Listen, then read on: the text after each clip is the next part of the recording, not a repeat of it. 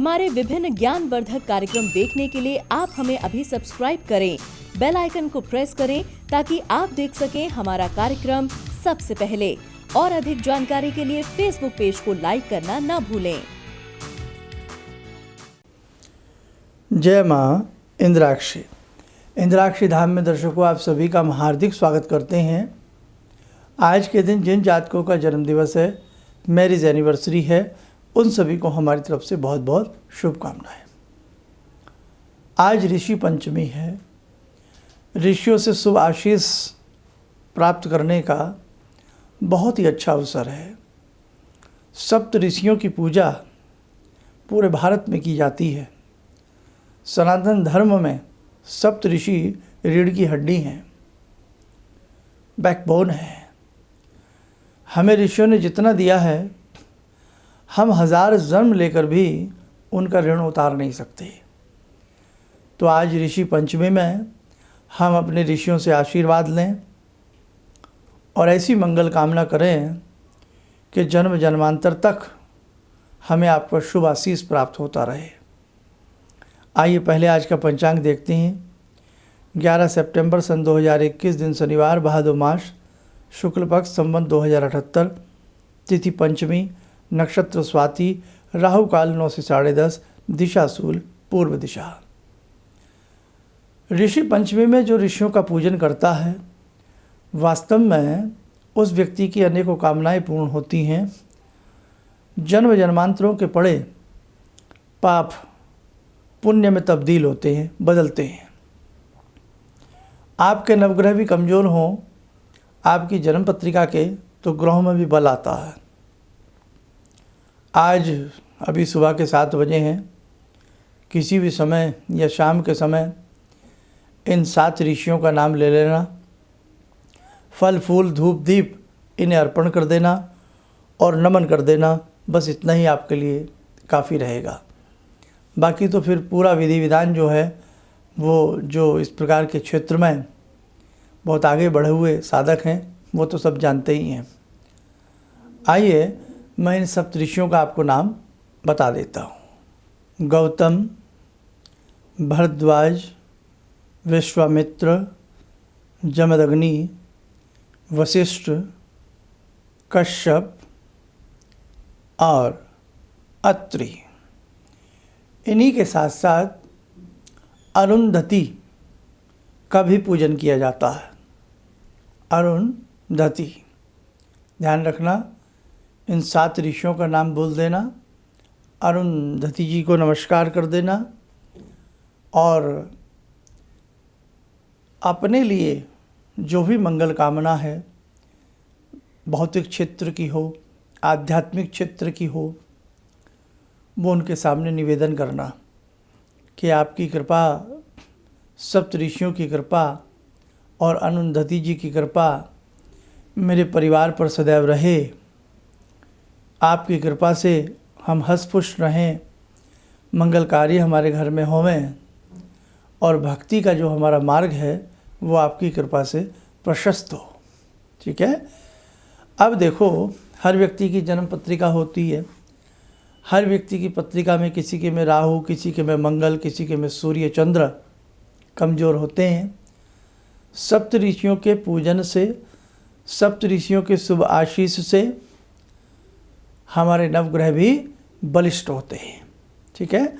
तो आप ये करिएगा, भगवान की कृपा आपके ऊपर ज़रूर बरसेगी, आप चिंता ना करें। और सप्त ऋषियों के साथ साथ योगीराज महाराज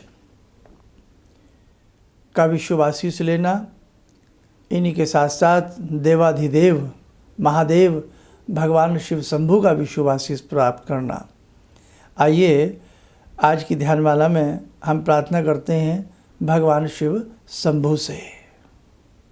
ॐ आत्मा त्वं गिरिजामति सहचरा प्राणा शरीरं गृहं पूजा ते विषयोपभोगरचना निद्रा समाधिस्थिते संचारपदयो प्रदक्षिणविधेः श्रोत्राणि सर्वागिरो यद्यत् कर्म करोमि तद्दखिलं शम्भोस्तवाराधनम् चन्द्रोद्भासितशेखरे स्मर हरे गंगाधरे शंकरे सर्पे भूषितकण्ठकर्णविवरे नेत्रोत्तवे स्वानरे दन्ते त्वकृतसुन्दरां वरदरे त्रैलोक्यसारे हरे मोक्षार्तिं कुरु चित्तवृत्त्यमचलं मन्येस्तु किं कर्म वे वन्दे देव उमापतिं सुरगुरुं वन्दे जगत्कारणं वन्दे पन्नगभूषणं मृगधरं वन्दे पशूनां पतिं वन्दे सूर्यशशाङ्कवह्निनयनां वन्दे मुकुन्दप्रियं वन्दे भक्तजनश्रयं च वरदां वन्दे शिवं शङ्करम् ॐ कर्पूरगौरं करुणावतारं संसारसारं भुजगेन्द्रहारं सदा वसन्तं हृदयारविन्दे भवं भवानी सहितं नमामि भवं भवानी सहितं नमामि। कवच बना लें, ध्यान करें, शिव शंभू का सुवासीस हम सब के ऊपर बरस रहा है।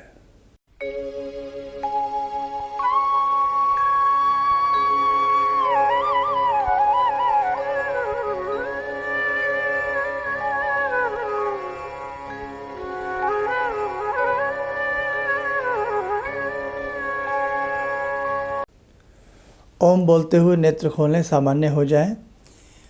आज ये जो ऋषि पंचमी का पूजन होता है, इसे महिलाएं भी विशेष तौर से करती हैं। जाने अनजाने में हमसे अनेकों प्रकार के पाप हो जाते हैं। उन सभी पापों का शमन आज की इस ऋषि पंचमी के पूजन से होता है। इसलिए भी ऋषि पंचमी का पूजन किया जाता है। कई बार अशुद्धिकरण में महिलाओं का पूजन में कहीं ऐसा वैसा भी हाथ लग जाता है, तो उसमें जो अशुद्धि का पाप हमें लगता है, वो पाप भी हमारा उऋण हो जाता है आज के इस पूजन से। ठीक है, तो कहने का भाव, जाने में अनजाने में जैसे मर्जी हमसे अगर किसी प्रकार का कोई पाप हुआ है, तो जिस घर में आज के दिन ये ऋषि पंचमी का पूजन होता है, इन ऋषियों का पूजन होता है, तो वो जितने भी हमारे इस प्रकार के पाप होते हैं उनसे हमें मुक्ति मिलती है। अब ऐसे कैसे मुक्ति मिलती है? इन सभी ऋषियों की तपस्याएं घनघोर रही हैं, उनकी तपस्या का तपबल का शुभ आशीष हमें प्राप्त होता है और उससे हमारे पाप नष्ट होते हैं। अच्छे से सप्त ऋषियों का ध्यान करना, धूप दीप फल फूल उन्हें अर्पण करना, और घर में ही कोई भोज्य पदार्थ बनाएं, वो भी उन्हें अर्पण करें और फिर उनका आशीर्वाद ग्रहण करें।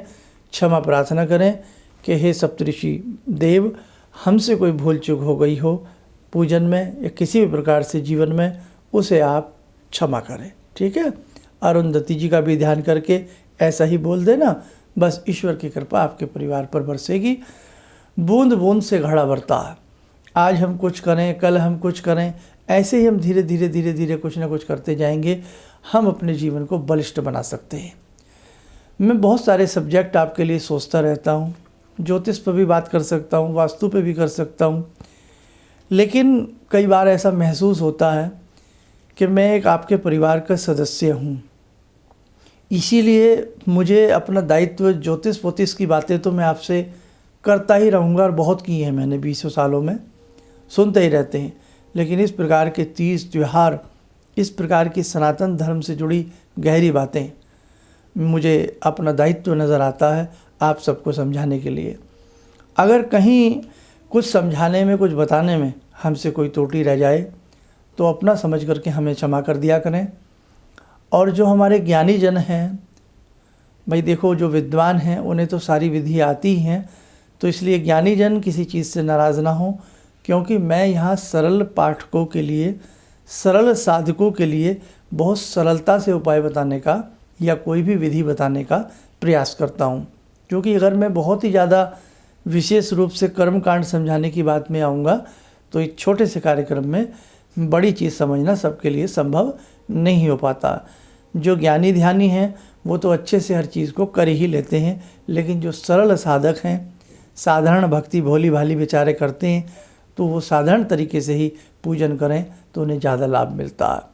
और एक बात मैंने अपने जीवन में देखी है, अपने गुरुओं से सीखी है, सरलता में जो भक्ति होती है और जो भोली भक्ति होती है ना, वो बड़ी कामयाब होती है। भगवान कदापि ऐसी कोई इच्छा आपसे नहीं रखते हमसे, वो हमारी भावनाओं को परखते हैं। अगर हमारी भावना प्रबल है, हमारी भावना बड़ी है, तो बिना भोग लगाए भी भोग लग जाता, बिना दीप जलाए भी दीप जल जाता, समझे। इसीलिए आप मेरे परिवार के सदस्य हैं, मैं आपके परिवार का एक अंग हूँ, ऐसा समझ करके आप बहुत अच्छे से जो हम बताएं आप लोग कर लिया करें। बहुत लोग दीक्षा के लिए पुनः अनुग्रह कर रहे हैं, तो उसके लिए भी हम कुछ बता देंगे। और जो जन्म पत्रिकाएँ, वैदिक जन्म पत्रिकाएँ हमारे संस्थान में बनने के लिए आई हुई हैं, अब फिर दोबारा से आती रहती हैं, आप लोग बनवाते रहते हैं, तो वो शीघ्र से शीघ्र हम भेजने का प्रयास करेंगे। और एक बात और, बहुत लोग अनुग्रह कर रहे हैं आध्यात्मिक शिविर के लिए, तो अभी मुझे नहीं लगता कि एक क्राउड इकट्ठी की जाए तो मतलब एक बहुत बड़ी संख्या में हम कोई कार्यक्रम करें, तो अभी मुझे नहीं लगता कि वो सब संभव रहे, ठीक रहे। थोड़ा सा आप वेट कीजिए, जैसे ही माहौल सही होगा वैसे ही हम आध्यात्मिक शिविर जैसे पहले लगाते थे पुनः हम लगाने का प्रयास ज़रूर करेंगे।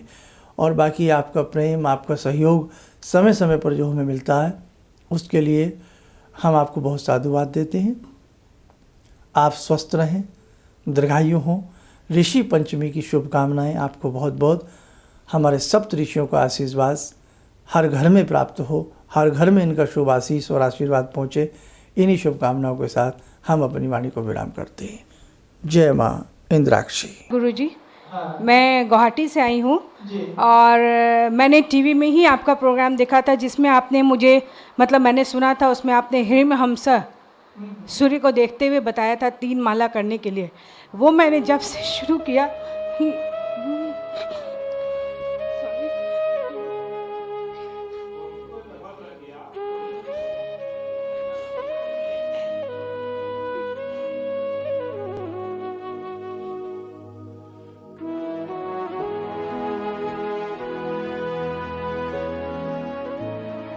शक्ति से मैं बहुत मुसीबत में रही हूँ।